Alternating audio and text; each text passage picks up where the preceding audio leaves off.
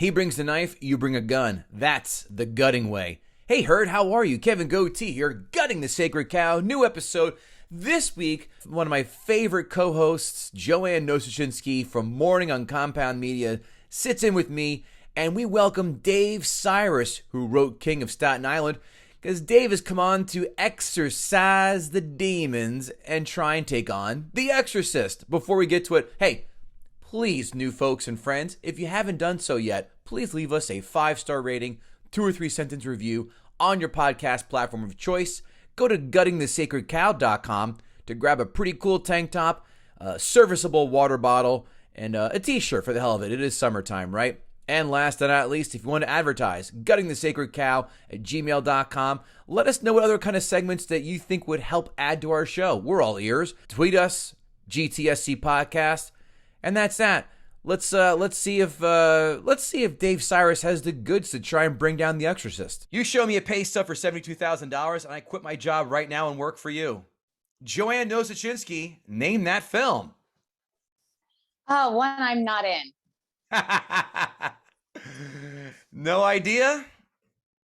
No. No? All right, we'll go to our guest, Dave Sirus. How's it going, Dave? Welcome to the show. Hi, Cyrus. Cyrus, excuse me. Oh, good. You're asking me, oh, wait, am I supposed to guess what movie that is? Yes, please. $72,000. When was that a lot of money? I'm going to say Sound of Music. The answer, The Wolf of Wall Street. Cool. Ah. Oh, yeah. No, that makes sense. Right. Where your hands in the shag. Yeah. Kevin Goatee, Joanne Nosuchinsky guest hosting tonight from Compound's Morning Show. I'm not calling it back talk. That's a bunch of bullshit.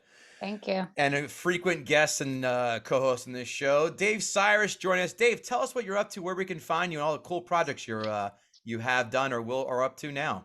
Oh, God. If you go, I'm Dave Sirus on Twitter or Instagram. If you want to see some of the old stuff that I've done, a lot of that's on YouTube. You can look up Brickstone or just Westboro. There's a lot of my old interviews where I use this mic to ambush hate groups at different protests. That was really fun. And, there's all the stuff I've done. You can check out the Triumph Insult Comic Dog Election Watch special on Hulu, or the show Let's Be Real on Fox, or my new show on Peacock that's going to come out next year. Sweet. A lot more than... That's the list. That's pretty damn good. I also wrote a little film that came out a year and a half ago, 2 years maybe. Yeah, almost 2 years ago. The King of Staten Island. I wrote that with Judd Apatow and Pete Davidson. Came out right after the world fell apart. Mm-hmm. So could have been a really cool year for me, but I was at home. But the movie still came out, so good for us. Listen, yours came out on time. Top Gun Maverick was delayed 5 times. Yeah. We were one of the only movies that just said, nope, just put it out. Not going to wait 3 years to get it back in theaters. It was literally like, for God's sake, the last thing people need is less movies coming out now, honestly. And it was like, I was happy about it because it's like, well, if it bombs, this is clearly not our fault. So.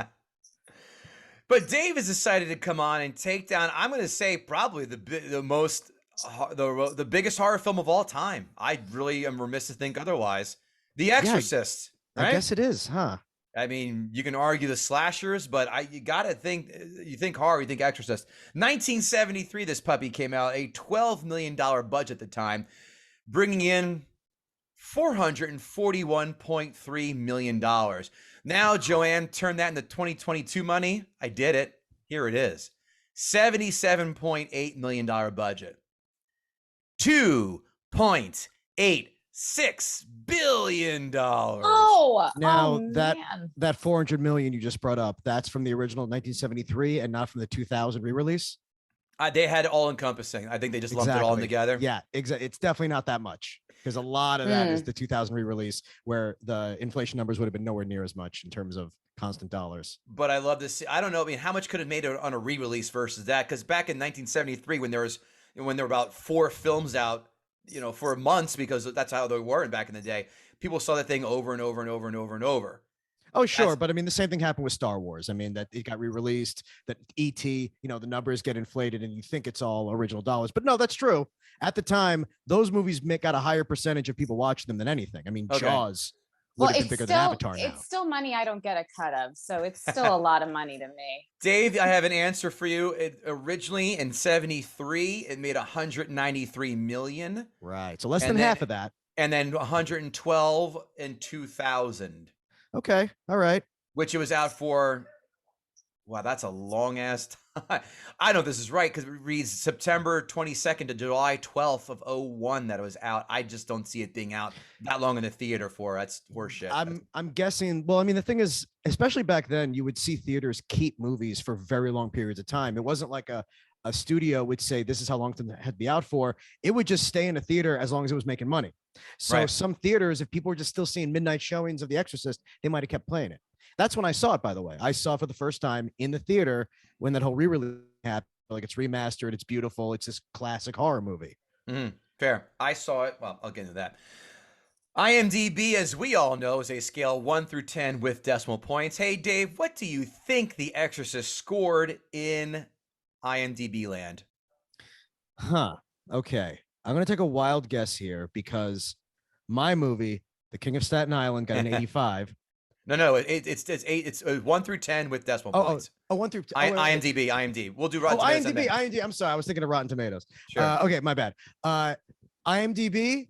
I would say, which is I think the most unreliable, completely bullshit version of any scale. I'm going to say it's got an 8. 8 flat. Joanne. I think 8.7. Dave is the winner of both showcases. 8.1. Wow. Okay. Which is odd because everything on IMDb, as I've seen, is always getting a 7 and change. That's why you said. That's why I agree with you. IMDb numbers are the most bullshit of any number. The worst thing that ever happened will have over a 5, right? And the best thing that ever happened will have a 7. Right. So like there is nothing to rely on with those. I have no respect for anyone who ever made an account just to vote on something. Oh, because honestly, because IMDb numbers are insane. Yeah. Well, fair. You're very vocal about that. So no, you should carry a microphone around that and yell at the IMDb headquarters like, you're all a bunch of fucking frauds. Yeah, they honestly are. There's a lot of problems with IMDb. Joanne, what do you think the critics' Rotten Tomatoes, of course, as you know, 1 through 100 scored, the critics' Rotten Tomatoes score, if you'd be so kind? Well, I'm just going to convert it to 100. I'm going to say 87. Hey, Dave, how about you? Okay, the joke I was going to make was that my movie had a 75. So I was going to guess that Exorcist had a 74, but obviously it doesn't. I was going to say like an 84. One of you is dead nuts on and wins both showcases. And that's Dave Sirus, 84 on the nose. Wow. No shit. Very good. Okay. Joanne, you were right. That's lower than I thought it would be. I thought it'd be higher. I did too. Now, Dave, what do you think the audience gave The Exorcist on the old Rotten Tomatoes? God, it's either going to be really high or oddly low. Is it 72%? Don't ask. Tell me. I'm going to guess. Okay. This is probably wrong. It's either 72 or 90. Okay. But I know I'll make the 72 my guess. Joanne. I don't know. I feel like Catholics might have had a problem with it. And there's a lot of Catholics watching movies. So I'm going to go a little lower and say 63. 87. Way off, both of you. But that was my first number. Oh, was it? Yeah, that's right. Yeah. Quotes. Your mother sucks cock in hell. Sucks cocks in hell. Multiple cocks. Plural cocks. Cocks. I did write down cocks. Because if it was just one, that could just mean she's in a committed relationship and hell is fine. She's kind of waffling it out of purgatory. It's like one dick to get out of hell. Let's see. But now she's just a whore in hell. That's all the quotes I have. This film is not very quotable. Sorry. I take it back. I have one more. The power of Christ compels you. Mm-hmm. Yeah. Which, of course, we all know from Austin Powers. Right. Exactly. There you go. Joanne, any quotes from you? Specifically, Mrs. McNeil, she advised me to keep my fingers away from her goddamn cunt. How did I not miss that? How did I miss that one? Dr. Klein said it. Okay. Yeah. Dave, any quotes? Yeah, I feel like I remember one of have you seen your cunting daughter? The word cunting as never a verb. Never not a verb. I'd never heard cunting as a verb or an adverb before. Right. Or a verb. Whatever it is, I hear it multiple times. You hear the word cunting, and I'm like, was that a thing in the 70s? Or because it seems like it just sounds like a kid trying to curse for the first time, or like someone who know English that well, and they're just sort of putting ing on curse words. It's like when a guy who's like new in this country yells like "mother bitch fuck," you know. It's like this scene in was it Stripes? Son of Beach, sheets. Yeah. Yeah, cunting. I've multiple uses, but not as a gerund. That's for sure. Yeah, I didn't know. Well, he calls a Nazi. Oh no, excuse me. He calls a German a cunting Nazi, which fair. That's and that was funny because it's like, just was that a thing with German immigrants like well into the 70s? Just aren't they here because they were on our side? Our German family came here in the 1910s, so I have no good answer for you. No, good time for it. Yeah. Right before the shit hit the fan. 5 fun facts. Police threatened to arrest anyone who sold a ticket to a non-adult trying to see The Exorcist. Yet police can't arrest politicians who diddle kids on private jets. Ooh. Hard-hitting angles from yours truly. You know the deal. Yeah. Here's another reason to despise the Brits besides their stupid royal inbred family. UK religious groups got the film banned in certain areas, but it faced an even bigger challenge several years later after being released on VHS. While the film was released without issue in 81, the 1984 Video Recordings Act led to the movie being pulled from shelves in 1988. Because the film featured a 12-year-old girl, there was concern that it would be particularly appealing to kids in the same age demographic. It took more than a decade for the film to be made available to home viewers. In 1999, the year I graduated college, this film was finally re-released for good in England. Wow. Well, England is stupid. I mean, very much so. It was illegal to see a movie with nunchucks in it for like 30 years there. I did not know that. Yeah, nunchucks. You know, those sticks connected by a chain. Oh, yeah, you know what every dirtbag buys at a flea market when they're out of money to buy baseball cards or katana blades? Yeah, I know. Yeah. I'm not saying nunchucks were illegal to own in England. It was illegal to watch a movie with nunchucks in them in England for decades. Well, that's how stupid their MPA version is. That's a 6th fun fact we got today for free. Yeah. Number 3, this is the first horror film to be nominated for an Oscar. This earned 10 Oscar nominations, including Best Supporting Actress nod for Linda Blair, who was just 15 at the time. I'm going to tell you this name. You couldn't guess this. One gal from a very famous child's film was in contention for the role, but when her parents got a hold of the script, troubled by what they read, they pulled her from the production's short list of young actresses. That actress, Denise Nickerson. Who was that? Violet Beauregard from Willy Wonka. Wow. Mm-hmm. Some theaters, number 5, began handing out The Exorcist barf bags with every ticket sold. Just like Spirit Airlines do, from what I'm told. All right, let's go to our fans and see what they have to ask for Mr. Cyrus in Ask a Gutter. Yeah, I'm a gutter now. At Lord Snurts, it's been a couple decades since seeing The Exorcist, so no questions this time around. Happy gutting. Okay. Not more than the statement. What positivity. Eric at Eric4953, how can you gut a movie almost 50 years old and it's still considered the scariest movie ever? Linda Blair, hot or not? 2 questions for you. Well, I mean, to answer that question, I have to bring up that I think Exorcist is one of those rare movies where the parody of the movie is better than the original. I'm, of course, talking about Repossessed. Also star Linda Blair, who, was pretty hot in Repossessed. Yeah. At Eric4953, same guy. Oh, Bill and Joanne getting the guest host. Such a treat for your listeners. I concur. Aw. Funny, Joanne. That's what Bill said, too, when I told him that.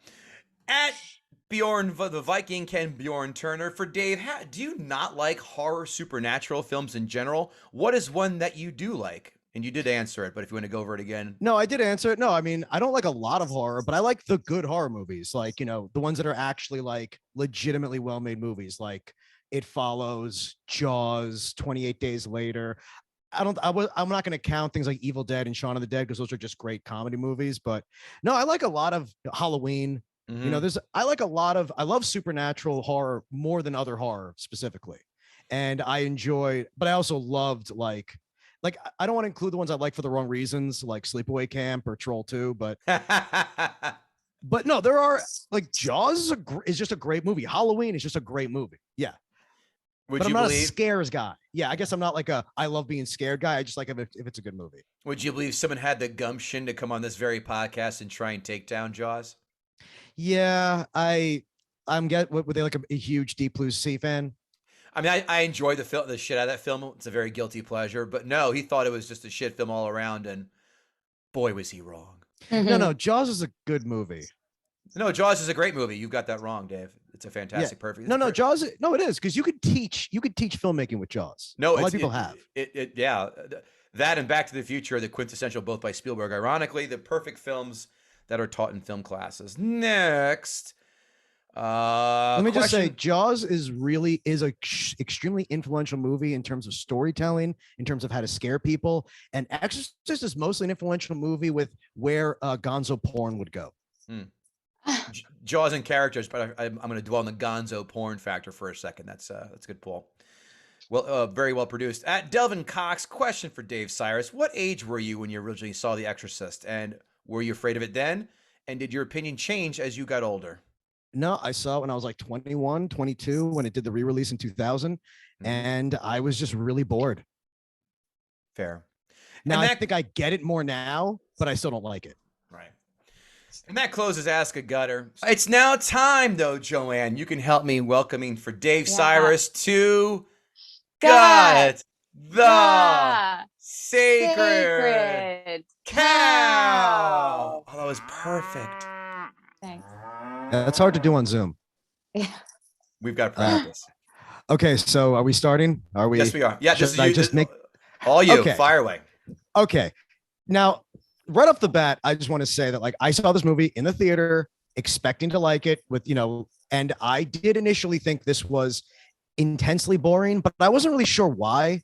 Like none of it really registered. None of it seemed like I felt like I was in the theater with other people who also had this weird. Other people that was there had this weird feeling like that's it. And I think, yes, part of it was being advertised as the greatest horror movie ever. I guess I was expecting something to really make me think hard. I was expecting like a kind of like when I think of like a movie like Halloween or Jaws, I'm thinking of the way like it immerses me, the way it gets me in that story. But with this, I kind of started thinking, does this movie only work on people who believe in the devil? Because I feel like a zombie movie, you don't have to believe zombies exist. For this, I was like, I'm not sure this works on people who think this is all nonsense. Because here's the weird thing about this movie. It's based on a book that was based on an actual true quote unquote exorcism that really happened a few years earlier. And the book and the movie seem to be making the argument that this was real. Like, not that it matters whether or not the filmmakers believe it, but like I'm watching this movie and I'm like, I think they want us to think this is how that like we're supposed to watch this movie being like, yep, you're not supposed to trust the doctors. Doctors think they know everything. They don't know Jesus. They don't know what's really going on. They think that antibiotics are going to fix her. That's not. It's Christ. Like I'm watching this movie. I'm like honestly thinking, I'm like, I am. Like none of this means anything to me. Like as someone who just didn't believe in any it, and also the idea that like I know this is based on a kid who was mentally ill, throwing a tantrum, and his parents were so stupid they called a priest, and that priest was so stupid he believed this 12-year-old's tantrum was the devil. That's what I think takes me out of it, because in real life, exorcisms are exclusively people who want to treat schizophrenia with beating. They're just beating kids because they don't want to take them to a psychiatrist, is essentially what exorcisms are. So that's one part of what I don't like about this movie. But aside from that, you can make a good movie without believing in anything. I just found everything so weirdly boring, and that the stakes that I was supposed to feel meant nothing. I guess because I have neither a child nor a belief in religion. Right.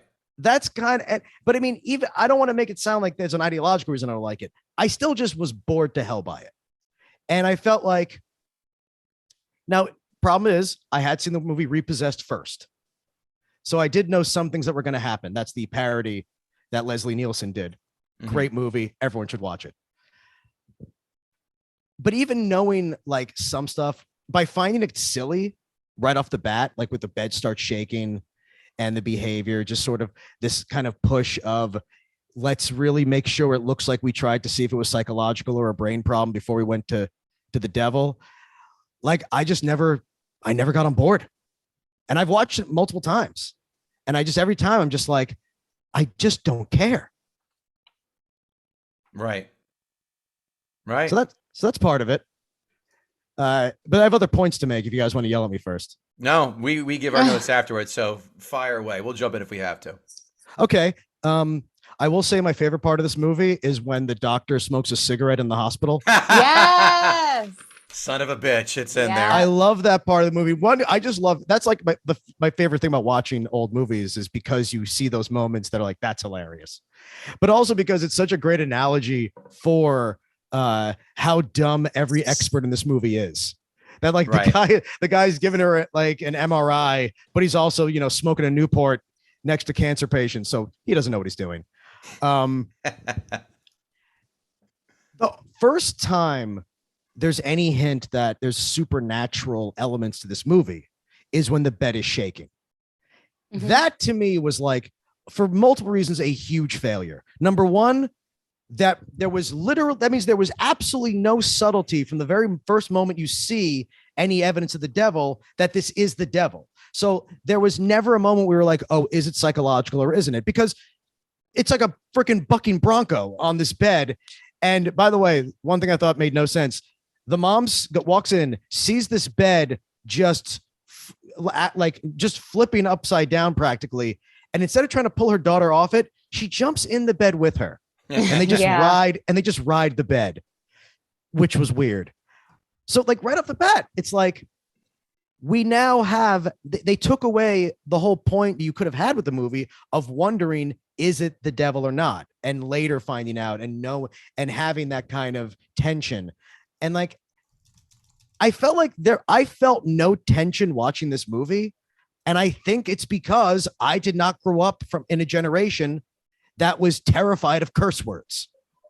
Like there seems like there was so much Pollyanna shit in this movie that it was like, I felt like if you were terrified of this, if you were disturbed by this movie, you're throwing up. It's like, you seem like kind of a baby to me.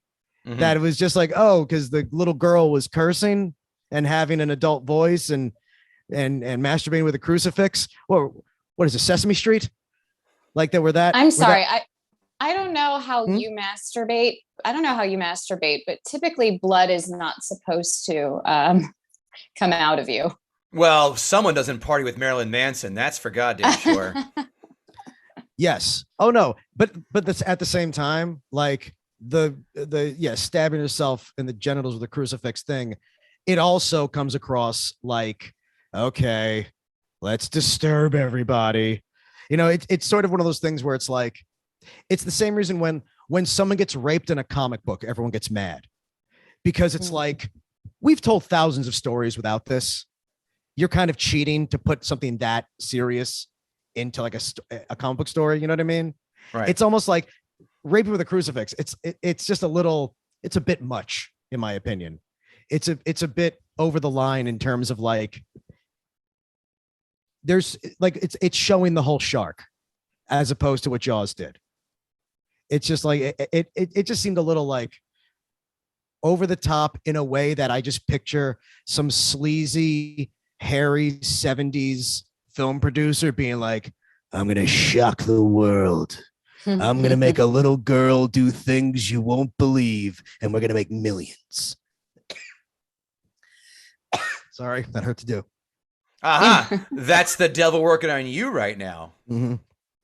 Yeah, no, it seemed like it wasn't so much disturbing It's just another example of how okay it was to sexualize kids in the 70s, but in a way that they were like, oh yeah, this is what people want to see.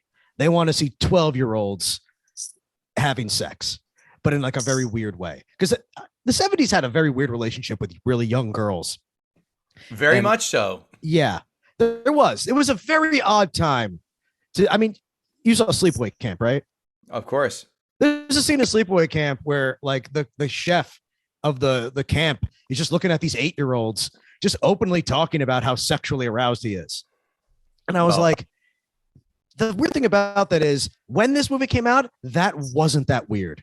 That was just layering a character. Remember when Brooke Shields was wearing her jeans and the guy's like, look at her looking good. She's like 14. Yeah, she's a child. She was also naked in like Blue Lagoon or something. In 1980, yep. Yeah. Like, and honestly, like watching this movie, the scene in The Exorcist, the scene where like they put like the apron on her to get like the x-rays, and like it's like a little girl that they're like barely covering her nipples. And I'm watching this thinking there was some fucking producer on this being like, yeah, show more. That's right. Go right up to the line. Like I feel like I could feel the sleaziness coming off some of this movie. Like a Burt Reynolds and Boogie Nights. Like, come on, a little more down. Come on. We're not a bunch of pussies. Slide that shit down. Come on. Right about to the breast. Right about there. That's good. That's good. If anyone says it's sexual, show them the throwing up. Yeah. Say, obviously, we're not being sexual here. We're making a movie. Yeah. And we'll call it an art film. Yeah.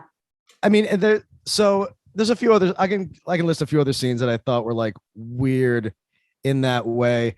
And like there's a part where the priest asks the devil, why won't you just take your straps off? And the devil says, that would be a vulgar display of power. I don't think the devil cares that much about vulgarity. He's masturbating with a crucifix.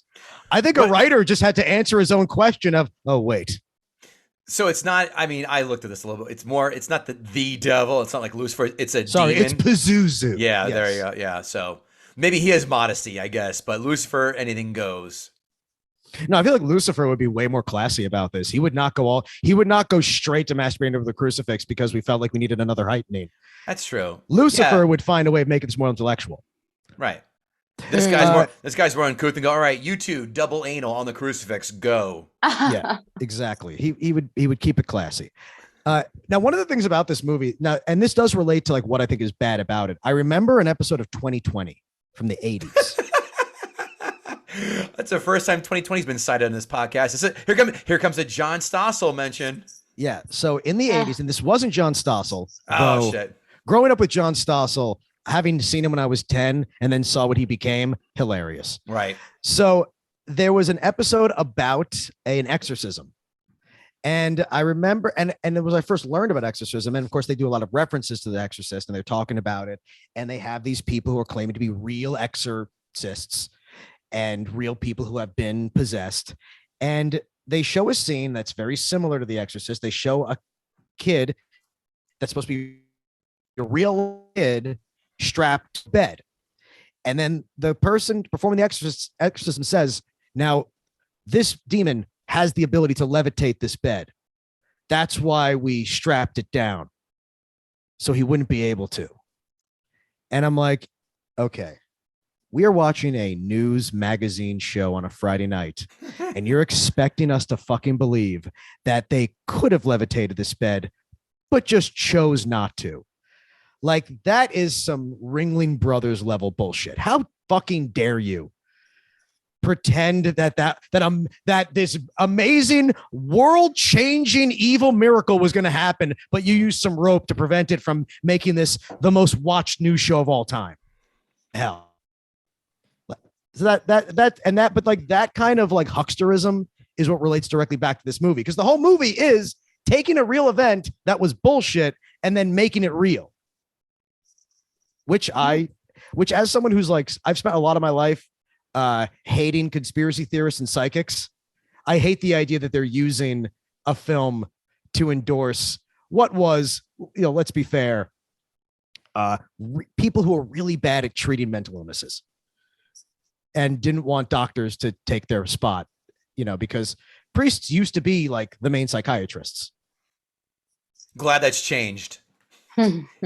Yeah, I mean, mostly depends where you're from. Okay, so the ending of this movie, we have the old priest and the young priest, right?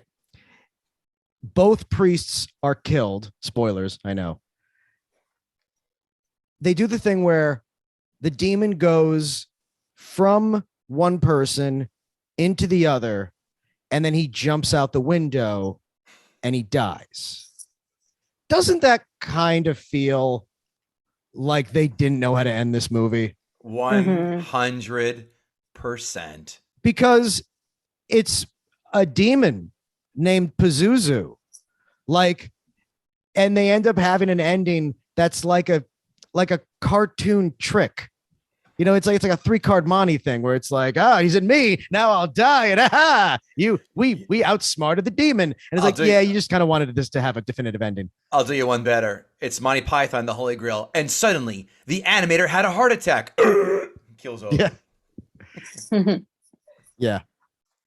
And okay, so I've gotten to like the details of the movie, but and this is going to be a little bit of a weirder kind of way of gutting a cow, I guess, by the standards of this show.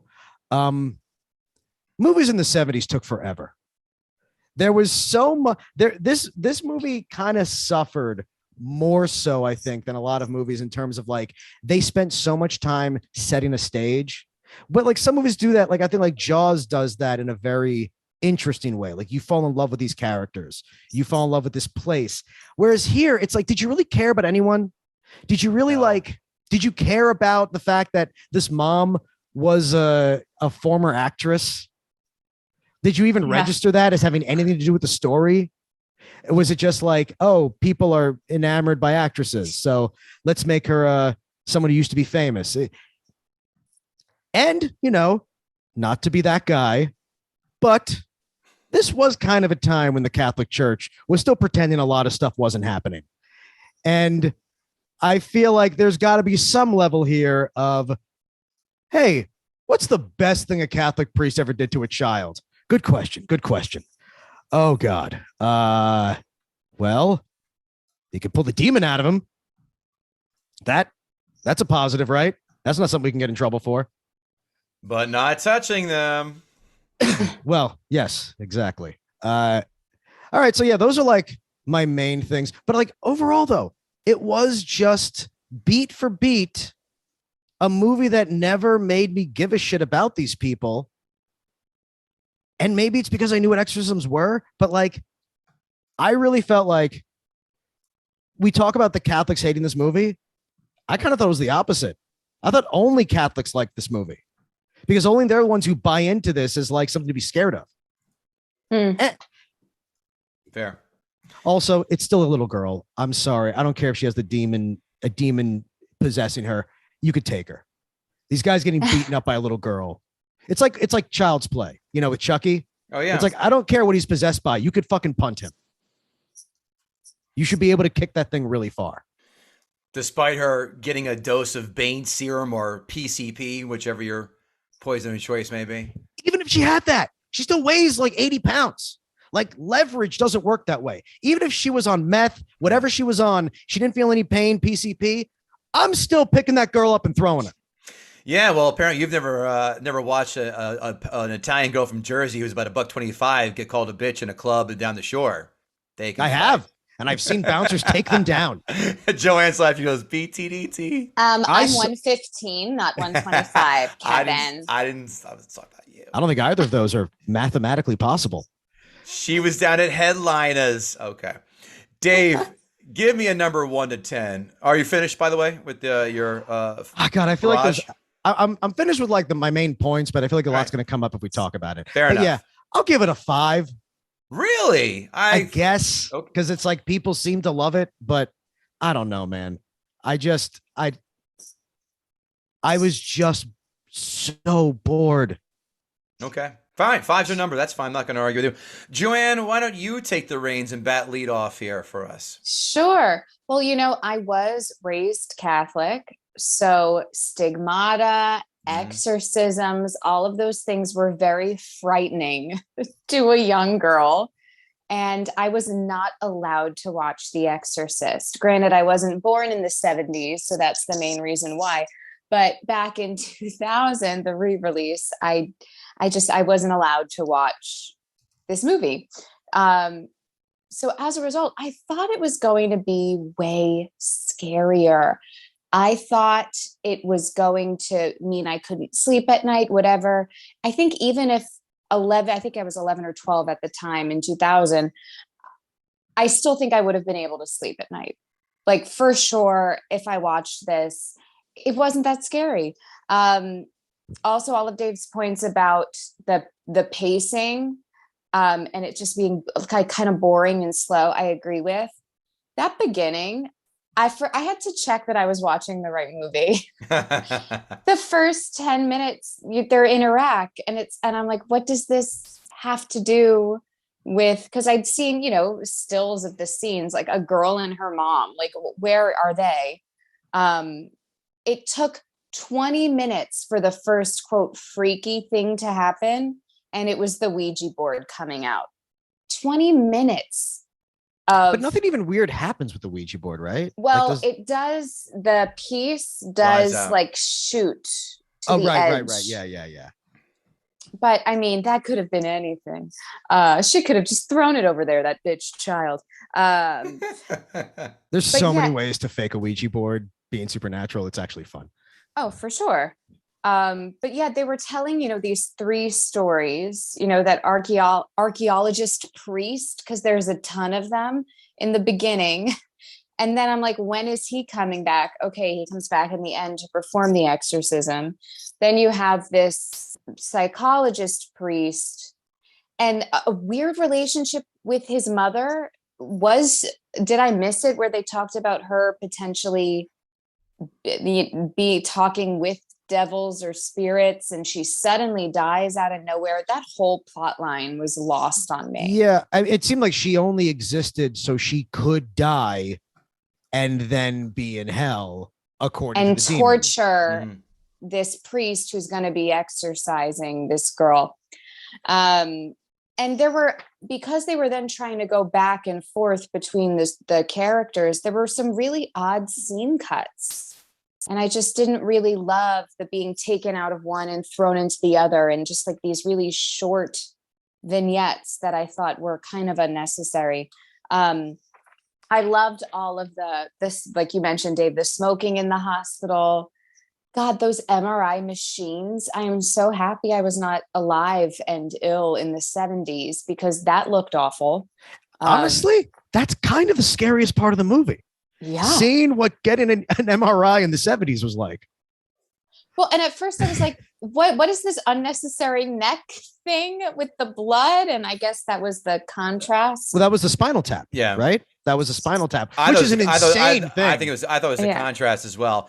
Oh, excuse me. I'm sorry. No. That's my interpretation. I could be very wrong. That looks like the same. That looks like the same machine that the Hulk in the TV show got the gamma radiation boost in, and that was very clunky and scary. That MRI machine. That's one big anal probe, but it did take pictures. It was wow. Yeah. I will say that is, I thought, really the only like interesting part of the movie was the part in the hospital, because like in any supernatural movie, you kind of want to see that. You want to see the literalization of whatever we're talking about. Like if someone has powers, you want to see them just sit down in a hospital and tell me how this really works. Like I did like that. I didn't think it did a lot. I think that they should have just gone all the way and shown like a smiling demon in the X-ray of her brain. That could have been funny. Pazuzu was here. Yeah, or like claw marks or something. Draw a big dick. Draw a big dick in her brain too. I mean, yeah, but that would be in the in the parodies. Yeah. Again, it's like Dave said, you immediately kind of find it funny, and unfortunately, that's where my mind went with all of her freakouts. Whenever she was like possessed, my initial reaction was to laugh versus be scared. And again, the sexualized nature of it was just not necessary. I get that they, I guess, wanted the shock value and for it to be really disturbing, And but don't you forget, could this have is done like it in another way. this is a year before Taxi Driver came out. It was just a time when 14-year-olds were Yes. were just game. It was like it was just you could talk, you could show little girls in any scenario in the 70s. I remember like Raging Bull, what is her name? Kathy Moriarty is supposed to be 14. Like every movie, Jesus. they're like Yeah. children. It's insane.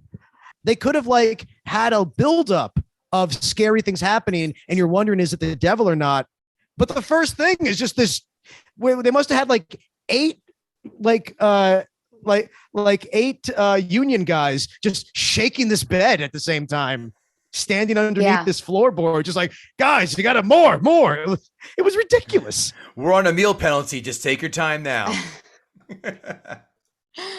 She was incredible, though, I will say, to be a child actress and to be able to, I don't know. I think it was a good performance given how outrageous, like all the thrashing and all the stuff she had to do. I do think that it's like kudos to that performance. I agree. I will say though, if you think she was good in that, you got to watch Repossessed. Okay. I know I keep bringing it up.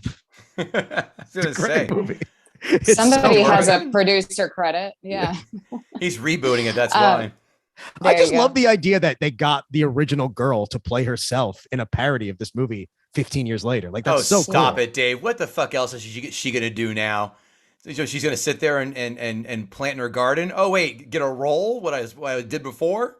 Oh, I was nominated for an award. Shit, might as well go back. Yeah, she's gettable, Dave. I'm not shocked at all. I will say that. I mean, I really love imagining the makers of that movie sitting around when they found out they got her to be like, this is going to be the biggest comedy of all time. And the movie was not successful, but like, those producers must have lost their friggin' minds when she agreed to play herself. Oh yeah. Guys, she's our plan A, our plan B, our plan C, and our plan D. This is it. Or the girl from Poltergeist. I feel like Daphne Zuniga would have gotten the part, but That's a fair point. I thought it was Daphne Zuniga for many years. Yeah. Then I found out it was actually her, and I'm like, Jesus Christ. The power of Christ compels you to do this film. Okay, the one character I thought that was unnecessary was that detective, where he's trying to figure out what happened, but he's the shittiest detective, and here's why. The fight that the film's director, I forget his name, who died, he had a fight with the butler, Carl, and he didn't interview Carl at all. It wasn't like, oh, did Carl maybe throw him out the window? Nope. I don't care. I'm convinced it's a demon. I'm convinced witchcraft happened. Yeah, he did kind of let go this clear murder. The guy's head was twisted off his body. His head was turned backwards. And this cop is just like, I'll be damned. This might have been foul play. Yeah. And what? The 12-year-old did it. Well, I guess I'll go back to work. Case also, closed. Can I have your autograph, Mom? That scene was weird. Yeah. Yeah. Someone just died in her house. Yeah. Yeah, that was, and like, I maybe I missed it, but like, that was one of the only references to who, like, the fact that she was like supposed to be a celebrity. Yeah. So that was weird. That like, there's almost no, the fact that she's like an actual famous person doesn't factor in at all here.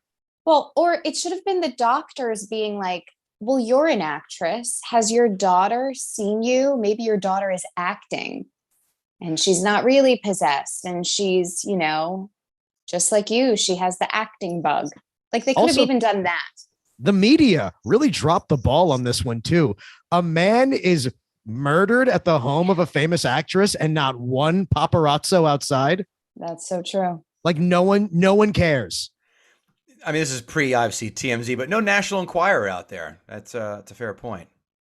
And then my last point here is really more of a question. I don't understand that evil charm. So the old priest found it in the beginning, I guess held on to it, and then the girl had it. But does it bring evil or does it ward evil away? That wasn't clear to me. That's a good point. Yeah. Because that was clearly supposed to be some kind of, I apologize for the term, Horcrux of this demon, right? Like it was supposed to be like the demon that, because there's a lot of movies that have that where like there's like a voodoo doll or some kind of thing. Sure. That brings the demon out. But how did she get it? I forgot that even. Like, do we know how she ends up with it? No. Am I forgetting? Did I forget something? No. No, because I'm literally thinking like I should know that, right? But like I remember just seeing he finds it in friggin' Persia, and it causes this thing back where he's from. What the hell was that? That's a testimony to either A, we're all dumb, or B, they just really missed a major step here in explaining how the hell that did find its way into her possession. Yeah, I keep thinking about that. I'm like, yeah, there's no scene where like a priest is like, oh, this young lady, here, have this little demon totem. I'll give you as a gift, and we'll talk about what I want in return later.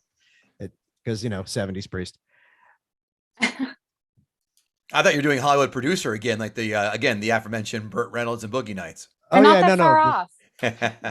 In the 70s, in the 70s, the Catholic priest was the Hollywood producer of his day, because he could get you into things like heaven if you played ball. Oh yeah. Then again, at the same time, this is the era of Robert Evans, which is like peak insane producer times. I don't know if you guys know any Robert Evans background. Sure. I read the Kid Stays in the Picture. Oh, the Kid Stays in the Picture. Okay, so and seen it. Oh, very much so. Obviously got The Godfather made. Yeah, no, very well. Continue, Joanne, please. Oh, I am all done. Give me a number, my dear, 1 to 10.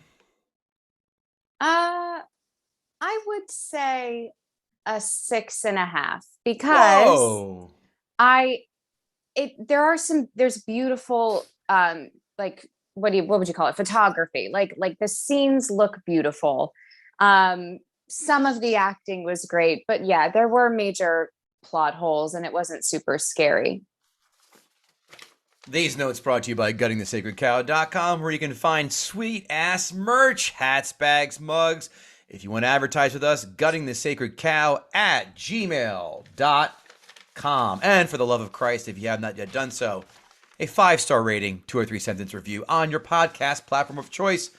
The Arabic chanting, if you watch this film on a plane without headphones, I guarantee you are going to get a lot of mean looks when the film opens with that Arabic chanting in the desert. That's going to cause a few air marshals to perk up. That is true, but also watching any movie without headphones on a plane, you deserve to get punched in the head. Or the subway. Completely agree with you. 100%.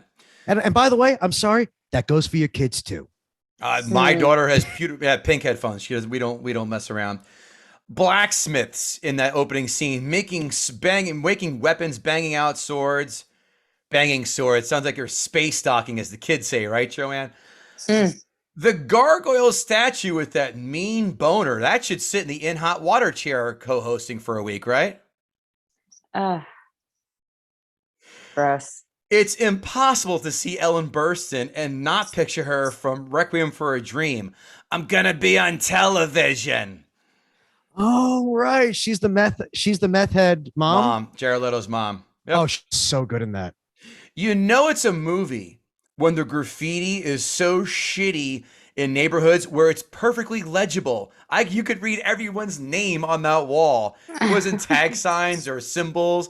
I was like, oh, there's Dave and there's Peter, because it's all spelled out. Well, the early days of graffiti, it was very polite. Yeah. They're offering advice, if not directions. No, it's true. In the earliest days of graffiti, everything was signed sincerely. Like it's a Poe tale? Yeah. Tubular Bells is one of the most recognizable, iconic themes in films, but it has fallen by the wayside today. No one ever talks or does when you're in conversation like din din din din din din din din din, or even whatever. No one does Tubular Bells anymore. No one ever brings up the that song. I do love them. I do love that song. Very good. Very good. I do. Oh yeah, I would say love the music in this movie. Mm-hmm. When was the last time people used a Ouija board? Me, 1996. They even made a Ouija board movie that really bombed. Yeah, I have. By the way, cleaning out my my house. My grandmother died recently, so there's a ton of stuff. Found a sealed Ouija board. Was she possessed? I would. God, I hope so. That's so much better than imagining what actually happened. Yeah, lung cancer or Ouija board or whatever it was. The last time we used a Ouija board, we did it at my house, and they were spelling it out. It was like whatever. They had the spirit there, and we popped the eye out of the piece, and then not even 10 seconds later, the phone rings, and no one is at the end of it. I go, all right, time to leave. You ever play a Ouija board with people and no one is trying to be a dick? Yeah. And you just realize oh wait, nothing's happening. We're just sitting here with our fingers on something and nothing is happening. Yeah. If no one's trying to fuck with you, it is completely worthless. Yeah, we should play it now. Cunting, cunting. Oh, one quote I forgot. Did you take an illiteracy test to get that job? Talking to a telephone operator. You don't need to read to plug fucking phones in and out. Yeah, that was weird. It was like, did they write that down? I want to believe that was an improv. I don't. Who would write down, did you take an illiteracy test? Even a literacy test still doesn't hold muster when you're just pulling plugs in and out. I will say this. Please. A lot of movies from that era have people screaming at operators. Yes. Right. I just Connect me with Geneva. I just watched Ferris Bueller again. Yes. And there's a scene in that movie where Jennifer Grey, for really no reason, just starts yelling into the phone to the operator, "Do you speak into English?" Which Do you know anything? Which is a very common insult at the time. But I thought it's funny because that's the second time in that movie someone gets asked, you even speak English? Hey man, what country you think this is anyway? Yeah. I that's one of my top films. By the way, looking back at that scene from that movie, that is just flat out racist. That guy did nothing but stand there being Puerto Rican, and he looks at him. Was he Puerto Rican? I assume. No, I don't know. That's racist. It was. It absolutely was, and I apologize. I don't know why I thought. Did he have a shirt that says "Wepa"? Is that how you think it was Puerto Rican? I feel like he must have played in some. I mistakenly assumed that. I just wanted to have the conciseness of saying what he was. But the whole thing is, he's just a brown guy that Ferris Bueller's like, uh-oh, here we go. And I thought he's Middle Eastern. So what do we know? No, he probably is. And I probably will get canceled for that. But I just thought it was so funny that there's two separate "do you speak English" jokes in that movie. And the fact that, as a kid, I agreed with Ferris. And I was like, uh-oh, that guy's going to park the car. And now I'm like, I didn't really have a reason, did I? I just saw his face and thought, that guy looks like a criminal. 31 minutes into this, and not a goddamn thing has happened. Not a single thing has happened of note. 70s. Except me trying to figure out what film I knew the priest that he lost his faith from. This guy whose mom died. I'm forgetting his name. He looks like a cross of Alan Alda and Al Pacino. That's Father all Karras. Karras, thank you. That was it. He looks just like Al Pacino. Yeah. Thankfully, the days of gathering around a piano and singing at parties are mostly over, unless you live with Bruce Vilanch. Mm-hmm. Is he still alive? I saw him in the West Village when I was on my way to a spot not too long ago. I'm glad to hear that. Yeah. The glasses were a dead giveaway, and the mop haircut. Yeah, that's a guy that you spot from across the stadium. Yeah. I think we should institute pissing on the floor as the new "get the fuck out of my house" during a party time. Train your kid to do it, Kevin. She's already potty trained. Yeah, but yeah. All right, Reagan, everyone's going to go. Ready? 3, 2, 1. Stand on a wee-wee pad for daddy. By the way, my daughter's name is Reagan, and the girl in the film, Reagan. That's crazy. So weird. She was named for a different reason. Yes. Last time I saw a bed buck that hard, it was having a... it was when I was in a bed in Vegas with a woman licking my beehole, because that shit is ticklish if you've never had that happen to you. Gross. I feel like if you made the bed do that, you're going to hurt the woman. You'd be like, I feel like you'd be kicking. She had foam padding and everything strapped down, just like they did in The Exorcist. It was a pretty safe work environment. Wow. Not work. It was a voluntary exercise. Who's kidding who? Nothing like a dog who walks out of a doc. Sorry, doc. My writing's so bad. Nothing like a doc who walks out of a diagnosis and lights up a cigarette. Didn't he even offer the mom a cigarette? Like, your daughter's fucking nuts. Right in her face. Like, come on, at least give her a Marlboro Red. Have the goddamn common courtesy. I feel like this was an era where people would perform surgery while eating a sandwich. Yeah. Or have a long cigarette in their mouth with a lot of ash. Like, doctor, you're about to. Like, oh yeah, grab that for me and get that cigarette. Give me that ivory cigarette holder there. There we go. Reagan looks like every kid throwing a tantrum at a mall who didn't get a chance to go to David's Cookies. Yeah. I loved David's Cookies. Who didn't? That's not that hard. And she did a great acting job. Like, that's every kid on a Saturday in any mall, anywhere you go. I'm so glad what the fuck? I'm so glad women stopped wearing kerchiefs on their head like they're gypsies waiting in a bread line in 1955 Hungary. Ugh, they're coming back. Oh, sometimes the wind is too much. Oh, Shirley, where's Laverne? 45 minutes in, and this motherfucker is really dragging. Even the devil knows giving the New York handshake to that hypnotist is good for a chuckle. Where he grabbed the guys by the dick and shook him around. Okay. Oh, yeah. Happy Pride Month. I would suspect that the demon would have funnier things to say to the mom. Like, try harder than that haircut you have. You look like an Amish. You look like you went to an Amish barber. Fair. Why is the mom not saying, fuck it? I'm going to make an international call and call the dad to get his ass over here because our fucking daughter is having major mental breakdowns. Divorce or not, drop the $18 to make that phone call. Yeah, real absentee. That's true. We didn't really see much of him. Yeah, it was a acrimonious divorce they read in the review. But that's the thing, though. But she kept the kid. So now he's got a real case for her being a bad mom. Yeah. He doesn't want to admit. I give you the kids for 2 years. Sorry, your acting's all dried up. Look, I'm just saying, Your Honor, when she lived with me, she never once penetrated herself with a crucifix. Speaking of crucifix in the vagina, what a great name for a screamo band. I know it's 50 years after the fact. The scenes that made people clutch their pearls, such as the aforementioned crucifix in the vagina, but we've seen way worse now for people to still call this the scariest film of all time. There have been way worse films to induce vomiting. The Human Centipede, Seven, Hannah Gadsby's Stand Up. All of these things will induce vomiting at any time. Seven, there you go. That's another example. Great horror movie. Mm-hmm. I'd call it more of a thriller. Really though? I would. I think horror, I think of like this or slasher films. Like that's my knee-jerk reaction. I guess I don't know the difference. I say it's because I'll put it this way. How is Seven horror? How is Seven not horror, but Halloween is? Halloween's a slasher film. Okay. All right. Even the original? Oh yeah. I would yeah. Plus, it had gratuitous tits, which also is a major component of any horror slasher film. Period. That's fair. That's fair. You. And I will say, because also one last thing, Seven done by Fincher. Fincher is the king of thrillers. That guy, you think that he is ubiquitous with thrillers. So that's my automatic knee-jerk reaction for that. The split pea soup was just so meh.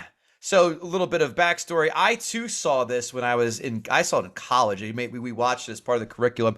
And I think I was 20 when I saw it. So 1997, 96, one of those. It depends when I watched it. And this was just, it was so, by the time I've seen this, it was parodied 85 Ways Till Sunday. So by That's this, true. it lost so much of that brick through the glape window for me. So I'm not going to sit there and hold it accountable for my not seeing this when it came out. But if this is the thing that people were hanging their hats on that made them so sick, it's not there. It was also way too consistent. It was like pureed pea soup. Right. That's exactly what it was.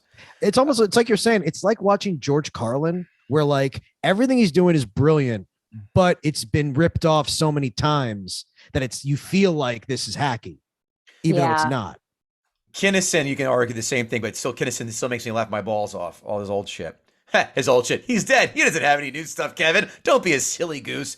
Wouldn't this whole episode just be one big APB for the Catholic Church to convene and have a group effort to fix this? This is the ultimate case study in, paranormal activities. But they're all just like, I don't know. We need more proof. We need more proof. Like, this bitch, all they do is take a fucking picture of her as she slowly transforms into this cute, teenager, into this monster with festering sores. Like, guys, before, after, that's all the proof I would need. Let me just say something about that. Like, this is what I hated about Hereditary, is the same thing where it's like they keep a story small that should have been worldwide.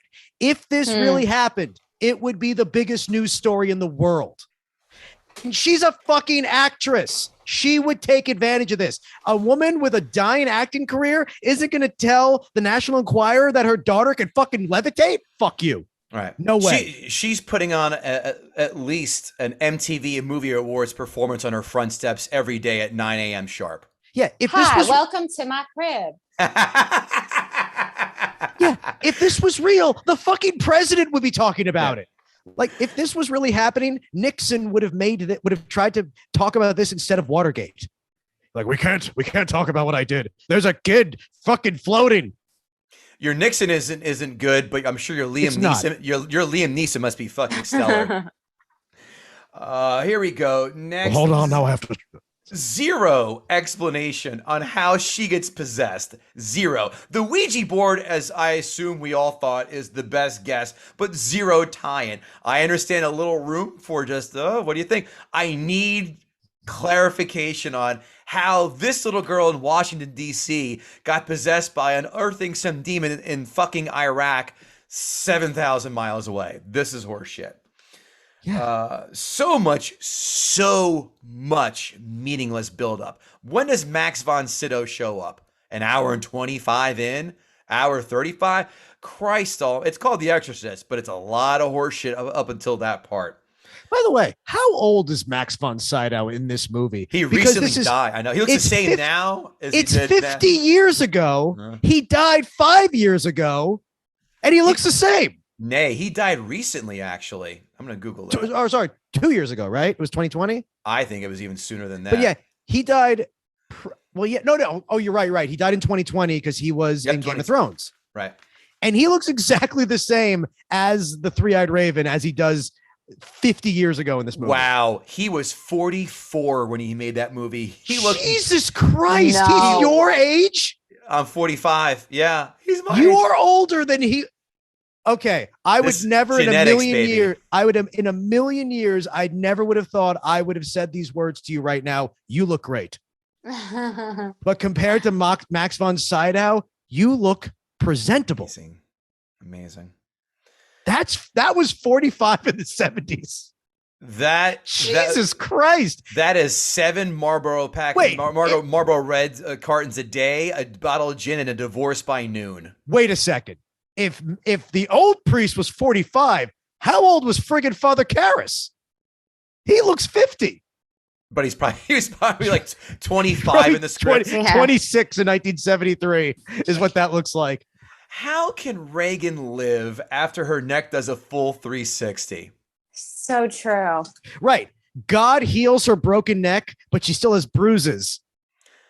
As an atheist, this is very hard to swallow. Although I did go to CCD to make my confirmation. But yeah, this is the first time. This is like the first time you saw Nightmare on Elm Street or Friday the 13th. Scared, but nowhere near. It's not as hokey. It's just hokey. It doesn't use jump scares, but the theme, it doesn't scare me either. Like by the way, I've never seen a window break with such ease as someone getting about a 1.5 foot head start of steam, trying to jump out and then ass over tea kettle kill himself. I feel like that might also be the way the 70s were with building codes. Yeah, I don't give a shit what kind of glass it is. You're still not going to break that glass with just one single ha. Yeah, well, that's a good point. That was definitely sugar glass. Of course. And they were bad at hiding it back then, too. If I didn't know better, I thought those were the steps from Joker, the film as well. Mm-hmm. That's a good point. They're not, right? No, they're not, but they look damn close, don't they? Yeah, so a little more backstory. My mother, I guess during the re-release, was pregnant with me. So she tells me, obviously, whatever. She says, this was out when I was pregnant with you, or she probably might got confused with the sequel. And I didn't want to see it with you pregnant, so we didn't go see this. It's the scariest film of all time. And when I saw this, I go, what am I missing? Fast forward 25 years later, thereabout, here I am with my jeweler's loop on and witty jokes. And I go, shit, there's the Emperor's still wearing no clothes. I never liked this. I never got it. I'm not the stigmata stuff like Joanne mentioned, like the scaring of the religions and such.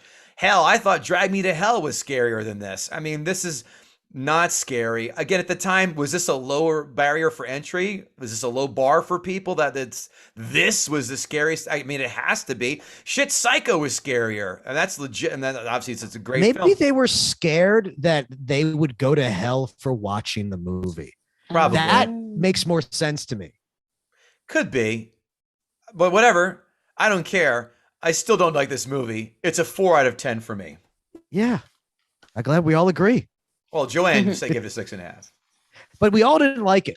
We all thought it was boring and not scary. It's too much setup. So again, you need to do exposition, but holy shit, an hour and 10 in, we start seeing stuff like, my God, that's a Disney film. An hour and 10. Like, let's. But just honestly, think for a second what this movie could have been like if Spielberg did it. Now, I obviously it would have been a happy end. No one would have died. It would have been a happy ending at the film. Well, let me be fair. We all think of Spielberg as being the schlocky, happy ending guy, but he was the guy who made Jaws. And if he made this instead of Jaws, it would have been terrifying.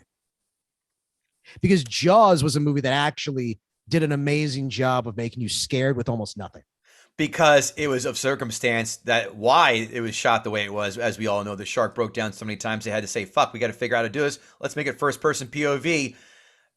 So I see what you're saying, but it was a deus ex machina for him with Jaws. Fair. But to be also fair, maybe I'm being unfair because I know it's possible that I could get killed by a shark. Very true. And I know it's not possible that I'm going to get possessed by the devil. Ooh, no, you said it. You jinxed yourself. Watch Go out. ahead. I fucking dare you. Yeah, well, why don't you say Candyman? Say Candyman 3 times into the camera and see what happens. I've done that many times, and I will as soon as the show's over. And then I don't want diabetes. And then Sammy Davis Jr. pops out and says, "Ha, you asked." Okay, that joke went nowhere fast. Let's see what the douche nozzles who wear elbow patches and have to use word soup in the reviews say. Critics 5-star reviews. As much as it has been parodied and referenced and imitated millions of times, it is still one of the best horror movies ever made. Simply the most terrifying movie ever made, even now. Did you not see Carrot Top's chairman of the board? That was pretty terrifying. This went above and beyond. We have movies like The Exorcist to thank for so many other movies. I mean, that's true, but not like a great way. No. Yeah, I guess there would be no Omen.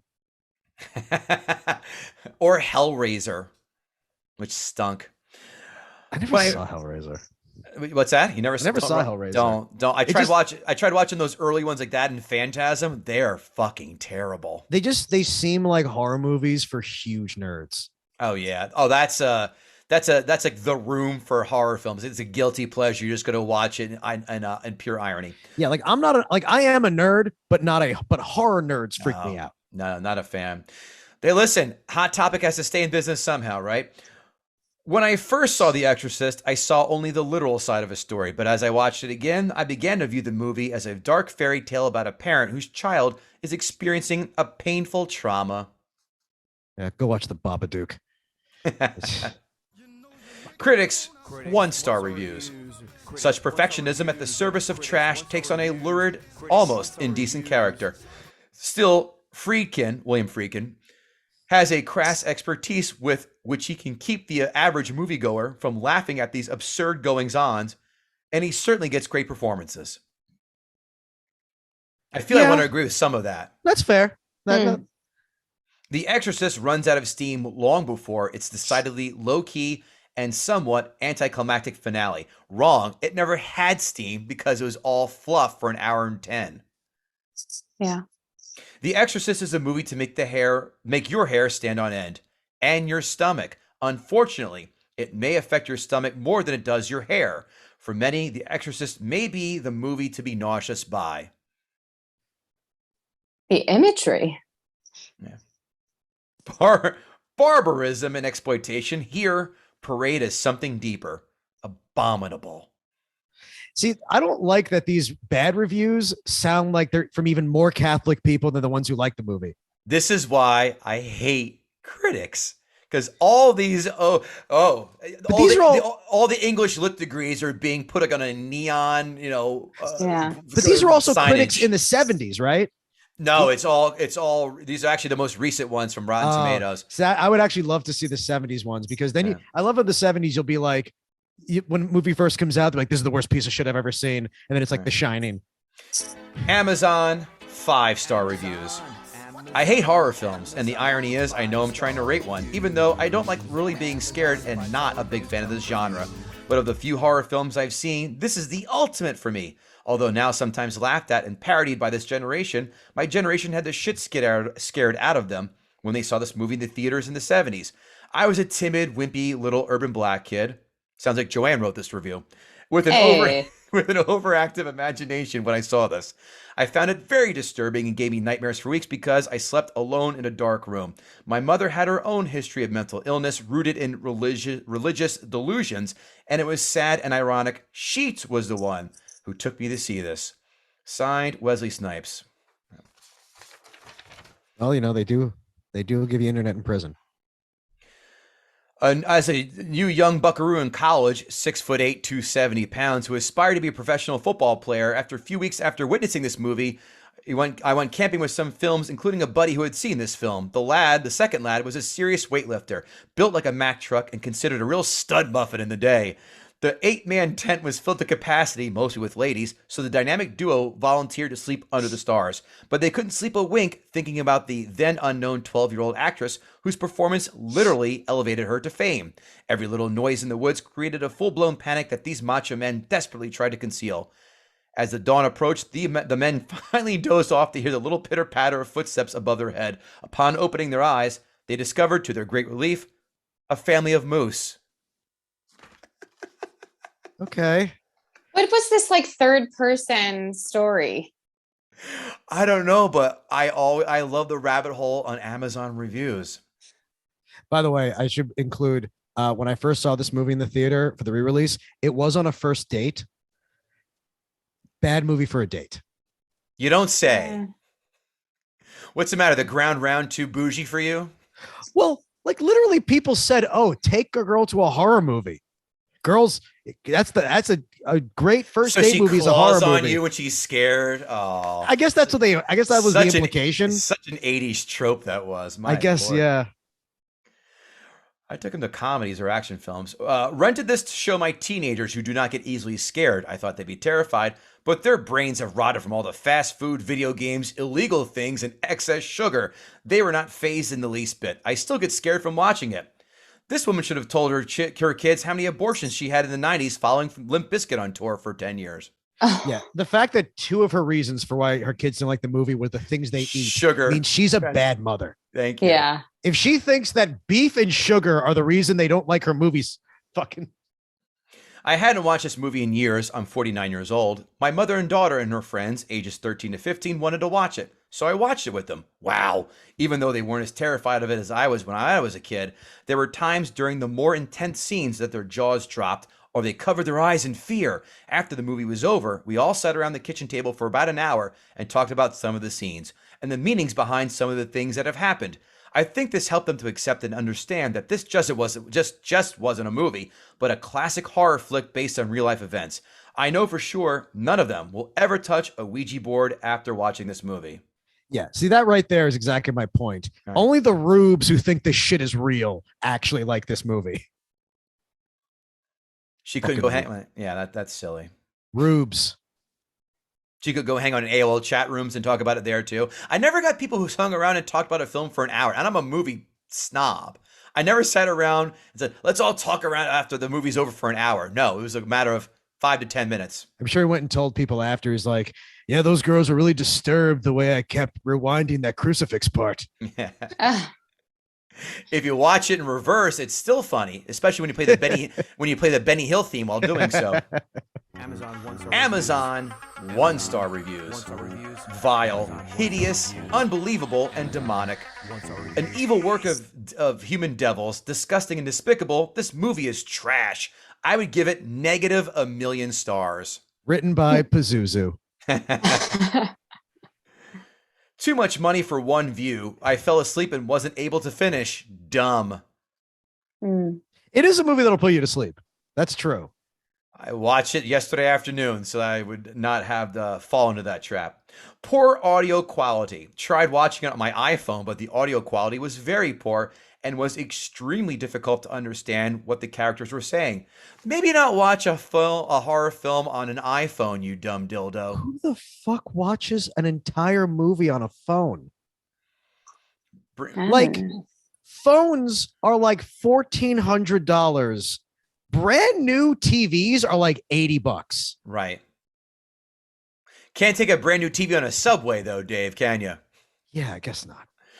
What is wrong with people? Where do I begin? This was the worst MF $3 I've ever spent. This film should be used as capital punishment for when someone commits a war crime. Flaming hot trash. I would rather hack off my pinky with a rusty butter knife than ever spend money on this crap again.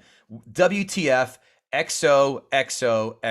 Signed, Sir Ian McKellen. Okay, morning zoo guy. What, Elvis Duran gave his John Hancock on that review? I just hate when it's like when the review is just like this like generic diatribe of how edgy you are. All right. This shit should be put in a bottle and thrown off a mountain. Yeah. It should jump off a stairwell and break its neck in 4 places on a bunch of stairs and claim it's possessed. Yeah. It should fall while stomping grapes and go ow while we all laugh at it.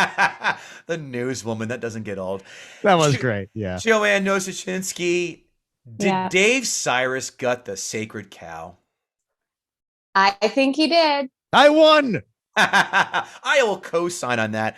But I will say, though, this cow pretty much had hepatitis C and had then contracted COVID. So it didn't take much for this cow to be felled. But nonetheless, you delivered that kill shot. So bully for you, sir. Dave, where can the good folks find you again? What are you up to? What would you like to promote? Okay. Well, you know, my Twitter and Instagram, who cares about that stuff? But it's Dave Sirus, Sirus. Honestly, just please, for the love of God, when my show Bubkis comes out next year on Peacock, please buy Peacock, because I know that no one listening probably owns it. And that's the only way you can watch it as far as I know. So, hey, it's also going to have all those reruns of The Office with extra footage. I know you've seen The Office a million times. Some of these episodes are 5 minutes now. Buy it for that and watch my show. You should have gotten your show on Paramount Plus like Beavis and Butthead put their upcoming movie on. Then you would have had me purchase it. Paramount Plus is kind of awesome, actually. They have the South Park. They have the South Park movies, and they have all the Star Trek stuff. They have Picard. I love Paramount. Oh, okay then. Joanne Nosuchinsky, my co-host for today. What are you up to? Where can we find you? You all should purchase a Compound Media subscription. That's right, compoundmedia.com. You can see me and my co-host Phil on a delightful show called, I like to now call it Fact Talk, brought to you by MORNIN. Every day, or Monday through Thursday at noon. You can watch it live or later on demand, whatever your schedule allows. And follow me on Twitter, Instagram at Joe No Such in Sky. It's a perfect phonetic breakdown. Thank you. It's like I had to say goatee, GOOTEE. Oh, that's good. Yeah. See, it's confusing last names. And the aforementioned Kevin Goatee, kevingoatee.com for dates and shenanigans are afoot. You can check out this fine podcast in the metaverse as well. So check out the Joke Community Comedy Room. When you're done beating off with VR goggles, you can come over and watch an episode of this fine podcast. guttingthesacredcow.com, guttingthesacredcow@gmail.com. Write a 5-star rating, 2 or 3 sentence review on said podcast platform of choice, and tell a friend. That's our favorite thing about us. And Dave, thanks for coming on, man. We appreciate you slaying the devil, if you Thank will. you. Yeah, good job. Yeah, screw him. Bang, yeah. Well, who's going to fight that? Joanne, thank you as well for joining me on today's episode. And everybody else, thanks again for giving us an hour and a half of your life tonight. We'll see you next time. Take care.